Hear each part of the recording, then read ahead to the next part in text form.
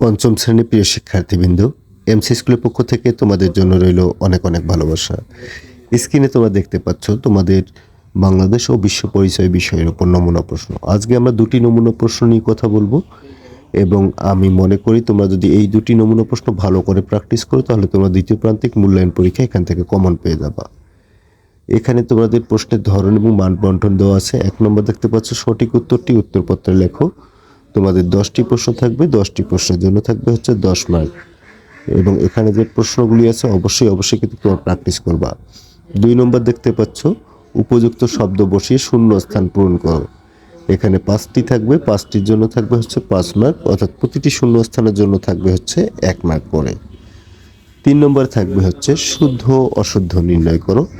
5টি থাকবে, 5টির জন্য থাকবে হচ্ছে 5 মার্ক, অর্থাৎ প্রতিটি শুদ্ধ অশুদ্ধর জন্য থাকবে হচ্ছে 1 মার্ক করে।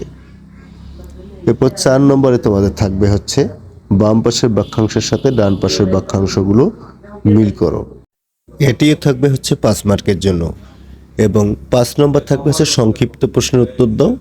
এখানে তোমাদের 5টি প্রশ্নের উত্তর দিতে হবে, প্রতিটি প্রশ্নের জন্য থাকবে হচ্ছে 3 মার্ক, 15 মার্ক। এবং 6 নম্বর থাকবে হচ্ছে তোমাদের বর্ণনামূলক প্রশ্ন বা রচনামূলক প্রশ্ন বা কাঠামোবদ্ধ প্রশ্ন। এটি থাকবে হচ্ছে তোমাদের 60টি প্রশ্ন, 60টির মধ্যে তোমাদের 5টি প্রশ্নের উত্তর দিতে হবে, 30 মার্ক। প্রতিটি প্রশ্নের জন্য থাকবে হচ্ছে 6 মার্ক। এরপর তোমরা দেখতে পাচ্ছ তোমাদের আরেকটি নমুনা প্রশ্ন, এবং যে কথা বলছিলাম এই দুটি নমুনা প্রশ্ন তোমরা যদি ভালো করে প্র্যাকটিস করো তাহলে দুটি নমুনা প্রশ্ন থেকেই তোমরা 100% তোমাদের দ্বিতীয় প্রান্তিক মূল্যায়ন পরীক্ষা কমন পেয়ে যাবা।